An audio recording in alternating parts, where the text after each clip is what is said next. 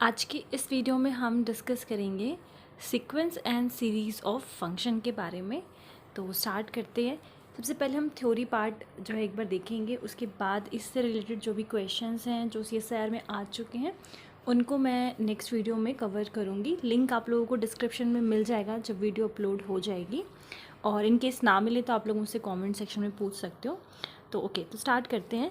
अगर हम बात करें सिर्फ सीक्वेंस और सीरीज़ की, तो हम पहले भी डिस्कस कर चुके हैं इसके बारे में, और बट अब जो बात हो रही है वो ये है कि जो सीक्वेंस बनेगा वो किसी फंक्शन का बनेगा। जैसे कि मान लीजिए हम यहाँ पर लिखते हैं f(n)x, तो ये एक सीक्वेंस है, और f1 f2 जिससे मतलब ये बन रहा है f3 f4 and so on, ये सारे क्या है, फंक्शन है। मतलब जब सीक्वेंस में फंक्शन हो, लिस्ट ऑफ फंक्शंस हो, f1 f2 f3, ये सारे हमारे फंक्शंस हैं, तो उसको हम बोलते हैं सीक्वेंस ऑफ फंक्शन, और इस तरीके से उसको इंडिकेट किया जाता है। पहला टॉपिक जो इसमें आता है वो है पॉइंट वाइज कन्वर्जेंस। वैसे तो हम ये सारे टॉपिक ऑलरेडी डिस्कस कर चुके हैं, बट यहाँ पर बस एक ही डिफरेंस है कि हम अब फंक्शंस की बात कर रहे हैं। यहाँ पर जो भी सीक्वेंस की बात हो रही है उसमें वो फंक्शंस है, ठीक है।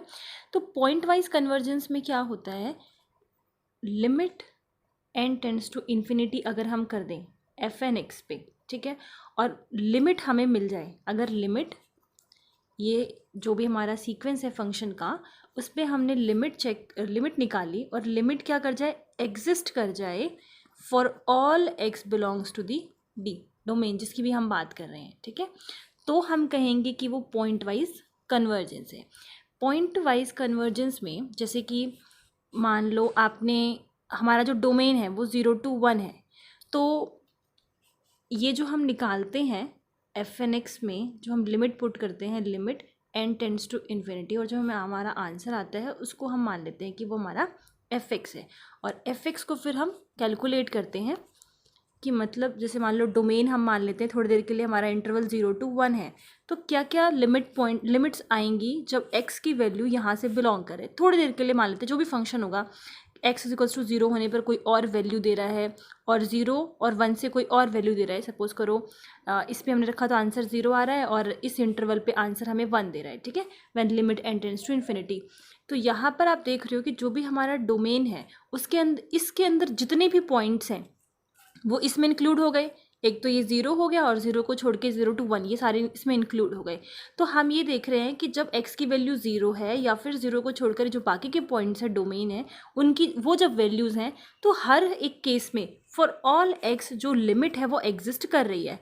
अगर 0 है तो 0 आ रहा है, और 0 to 1 के बीच में कोई भी वैल्यू है तो 1 आ रहा है, तो जो लिमिट है वो एग्जिस्ट कर रही है। पॉइंट वाइज नाम से ही आप समझ सकते हो कि पॉइंट की बात हो रही है यहाँ पर। हमें हमारा जो कंसर्न है वो पॉइंट को लेकर है, कि अगर ये डोमेन D पर हम बात कर रहे हैं, तो इस डोमेन में जितने भी पॉइंट्स हैं, हर पॉइंट के लिए हमें क्या मिले, एक लिमिट पॉइंट, मतलब जिस पे वो लिमिट उसकी एग्जिस्ट करनी चाहिए, ठीक है। हर एक पॉइंट की बात हम करते हैं। उसके बाद नेक्स्ट आता है यूनिफॉर्मली कन्वर्जेंस।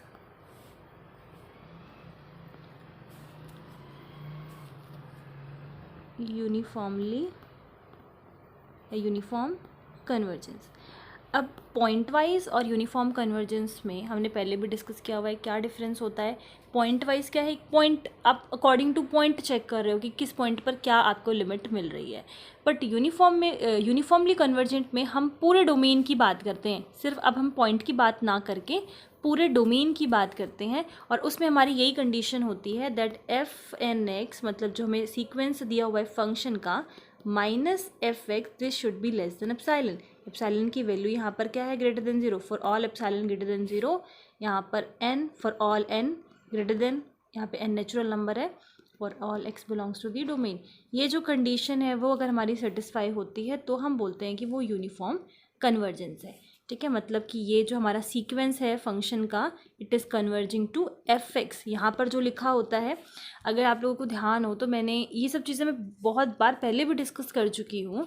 यहाँ पर ये हमारा xn minus L less than epsilon, मान लो ये लिख रहे हैं, तो मैंने आपको बताया था कि किस तरीके से लिखा जाता है। यहाँ पर ये हमारा सीक्वेंस होता है, ये वो हमारा लिमिट पॉइंट होगा, जिस पे वो कन्वर्ज कर रहा है, एंड ये लेस होना चाहिए एप्सिलॉन से। सिमिलरली अब हम बात कर रहे हैं फंक्शन की, तो कुछ भी डिफरेंस नहीं है, सिर्फ यहाँ पे एफ लग गया है, मतलब ये इंडिकेट कर रहा है कि सीक्वेंस जो है वो फंक्शंस का बना हुआ है इस बार। तो ये हमारा सीक्वेंस हो गया फंक्शन का, ये हमारा वो लिमिट जिस पे वो कन्वर्ज कर रहा है, and this is less than epsilon. तो लिखा किस तरीके से जाता है, that is f n x is converging to f x. ये तो बात हो गई थोड़ी मैथमेटिकली, थ्योरेटिकली हो गया ये तो। अगर मान लो जब हम क्वेश्चन सॉल्व करते हैं तो हमें मान लो ऑप्शंस में पूछा गया है कि पॉइंट वाइज कन्वर्जेंट है या फिर यूनिफॉर्मली कन्वर्जेंट है, तो किस तरीके से सॉल्व करना होता है। हमें गिवन होगा क्वेश्चन में कि एफ एन एक्स हमें गिवन होगा, एंड मान लो आप चेक करना चाहते हो कि वो पॉइंट वाइज है या फिर यूनिफॉर्मली कन्वर्जेंट है, तो क्या करना है आपको, limit n tends to infinity निकालते हैं हम, लिमिट एन को हम इन्फिनिटी के टूवर्ड्स टेंड करवाते हैं, और ये जो हमारा निकल कर आता है, मतलब इस एफ एन एक्स पे जब हम लिमिट पुट करते हैं तो वो जो आता है हमारा आंसर, मतलब कि वो हमारा एफ एक्स होता है। पॉइंट वाइज के लिए आपको सिर्फ इतना ध्यान देना है कि जो भी आपको डोमेन दिया हुआ है ना, जो भी आपको इंटरवल दिया हुआ है, हर उस पॉइंट के लिए, उसमें जो भी जितने भी पॉइंट्स हैं, हर उस पॉइंट के लिए आपको क्या मिले, लिमिट पॉइंट मिले। ठीक है, मतलब आपको लिमिट जो है उसकी एग्जिस्ट करे हर एक पॉइंट के लिए।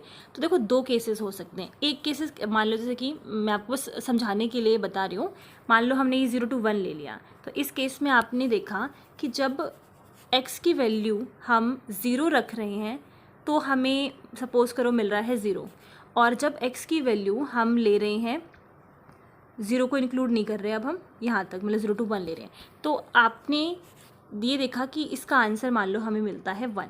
ठीक है, तो यहाँ पर ये जो इसको अगर हम मर्ज कर दें तो क्या हो गया, 0 भी इंक्लूड हो जाएगा और ये हमारा पूरा डोमेन बन जाएगा।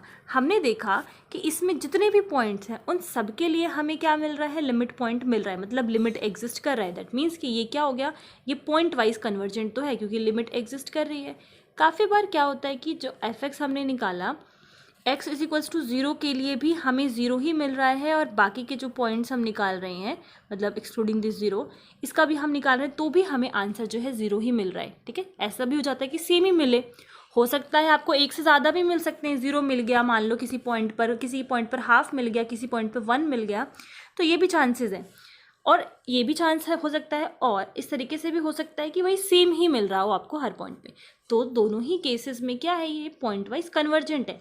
हमें बस इतना ध्यान देना है कि क्या लिमिट एग्जिस्ट कर रही है, क्या हर एक पॉइंट के लिए, डोमेन के हर एक पॉइंट के लिए, क्योंकि हम बात करते हैं फॉर ऑल एक्स, क्या लिमिट एग्जिस्ट कर रही है, तो वो चीज़ आपको ध्यान देनी है। ठीक है, एंड ये ध्यान देना है कि जो ये एफ एक्स हमें मिलता है, आपको ये वैल्यू तो आप पुट करते ही हो ये चेक करने के लिए कि आंसर क्या आ रहा है, हमें limit n tends to infinity भी करवाना पड़ता है, n को इन्फिनिटी के टूवर्ड्स टेंड करा के चेक करना पड़ता है कि आंसर क्या आ रहा है।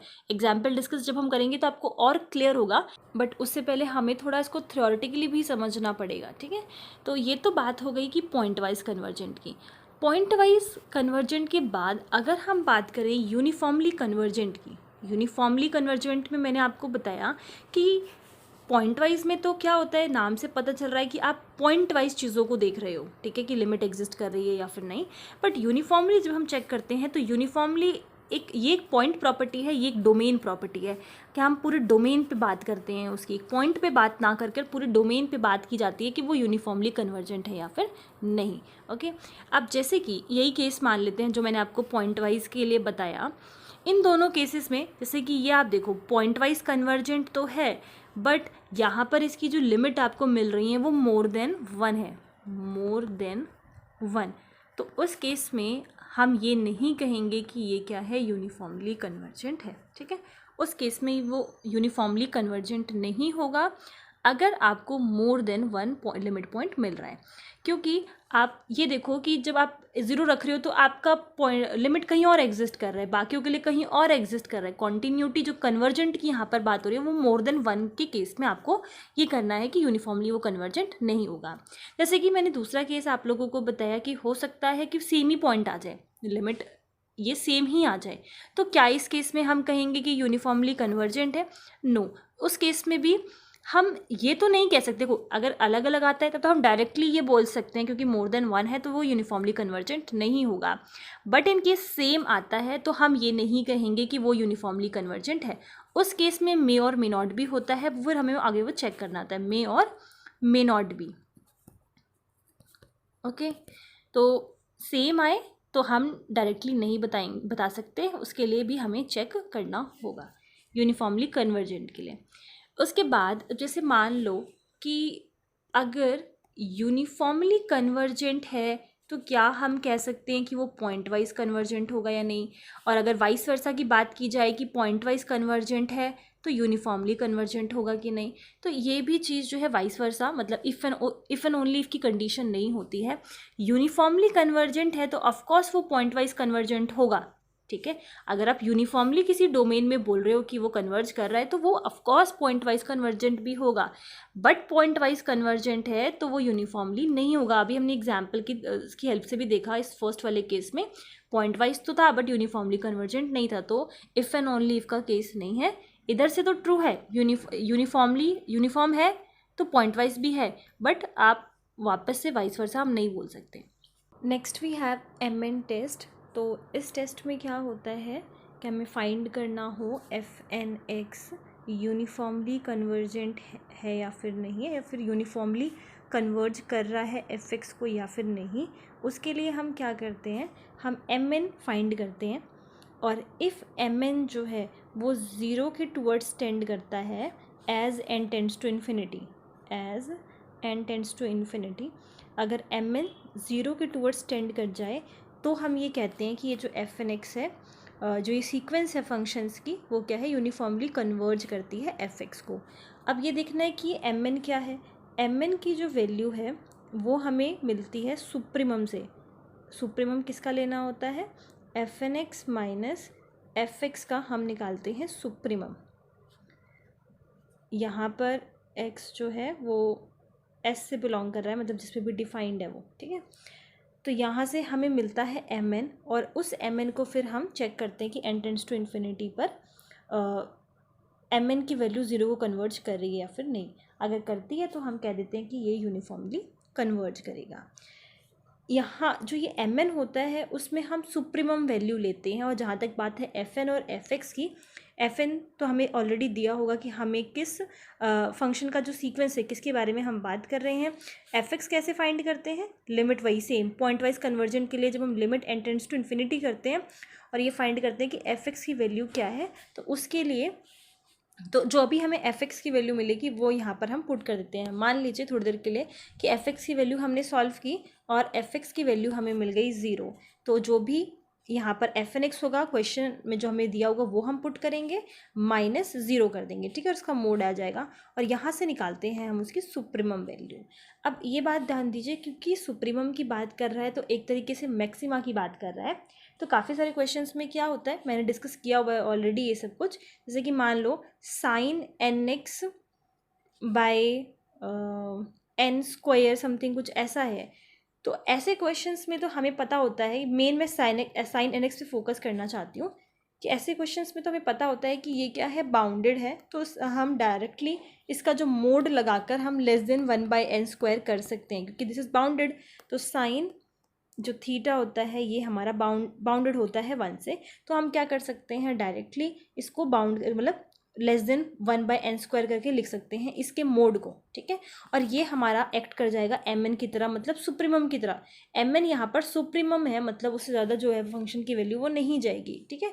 और फिर हम MN को चेक कर सकते हैं कि वो as n tends to infinity वो जीरो की तरफ जा रहा है या नहीं। जैसे कि यहाँ पर आप n को इन्फिनिटी के टूवर्ड्स टेंड कराओगे, this will tends to zero, तो ये हमें पता चल जाएगा कि वो कन्वर्जेंट है या फिर यूनिफॉर्मली कन्वर्जेंट है या फिर नहीं।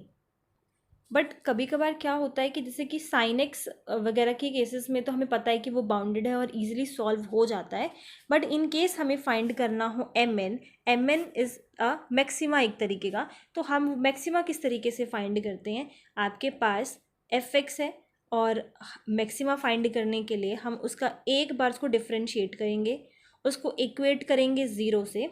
इक्वेट करने पर हम क्या करते हैं, x की वैल्यू को फाइंड करते हैं। x की वैल्यू जो हमें मिलती है, जो स्टेशनरी पॉइंट्स मिलते हैं, वो हमारे मैक्सिमा भी हो सकते हैं, हमारे मिनिमा भी हो सकते हैं। We are interested in finding maxima. तो उसके लिए हम डबल डिफ्रेंशिएट करते हैं फंक्शन का एंड वी चेक कि उसकी वैल्यू ग्रेटर देन 0 आई है या फिर लेस देन 0 आई है। ग्रेटर देन 0 पे हमारा मिनिमा हो जाता है, लेस देन 0 पे हमारा मैक्सिमा हो जाता है। और फिर हम उस पॉइंट, मतलब हमें ये पता चल जाता है कि उस पर्टिकुलर पॉइंट पर जो भी आपकी एक्स की वैल्यू आएगी ना, वो आपको पुट करके चेक करना पड़ेगा कि वो लेस देन 0 है या फिर ग्रेटर देन 0। तो वहाँ से हमें मैक्सिमा मिनिमा पता चल जाएगा। और वो पॉइंट जिस पे हमें मैक्सिमम मिला होगा, सपोज करो जो भी एक्स की वैल्यू आती है, तो उसकी वैल्यू हम एफ एक्स में वापस से पुट करके फंक्शन की वैल्यू निकालते हैं। क्योंकि हम ये क्या कह रहे हैं कि ये जो फंक्शन की वैल्यू है वो किससे लेस है, वो हम एम एन मानेंगे। तो ऑब्वियसली हमें फंक्शन की वैल्यू को फाइंड करना पड़ेगा जिससे वो लेस आए, तो वो हमारा एम एन होगा। तो ये सारा प्रोसीजर हमें मैक्सिमम मिनिमा का जो हम करते आ रही है, तो अलग ही कॉन्सेप्ट है मैक्सिमम मिनिमा किस तरीके से निकाला जाता है। आई होप आप लोगों को पता होगा, नहीं पता होगा तो उसका भी लिंक आप लोगों को डिस्क्रिप्शन में मिल जाएगा, आप देख सकते हो। तो ये प्रोसीजर हम तब फॉलो करेंगे जब हमें डायरेक्टली नहीं पता चल पा रहा है कि क्या हम एम एन की वैल्यू को चूज़ करें। और ज़्यादातर केसेस में हमें ये सॉल्व करके पूरा चेक करना पड़ता है कि क्या हम मैक्सिमा की वैल्यू को चूज़ करेंगे। ओके, तो इस वीडियो में बस इतना ही है। नेक्स्ट वीडियो में हम कंटिन्यू करेंगे एग्जाम्पल से। और ये सब आपको अच्छे से अगर पता होगा तो आपको ज़्यादा हेल्प मिलेगी, क्योंकि क्वेश्चन पढ़ने पर आप क्लूलेस ना रहो कि हमें करना क्या है, पॉइंट वाइज कन्वर्जेंट कैसे पता करना है या फिर यूनिफॉर्मली कन्वर्जेंट कैसे पता करना है। ज़्यादातर ऑप्शंस में हम देखेंगे यही हमसे पूछा गया है, तो एम एन टेस्ट का हम इस्तेमाल करेंगे। और कुछ ऐसी थ्योरम्स हैं जिनका रिजल्ट इंपॉर्टेंट है, आप लोगों को पता होना चाहिए, वो भी हम साथ के साथ उस वीडियोज़ में डिस्कस करेंगे। Okay, and thank you.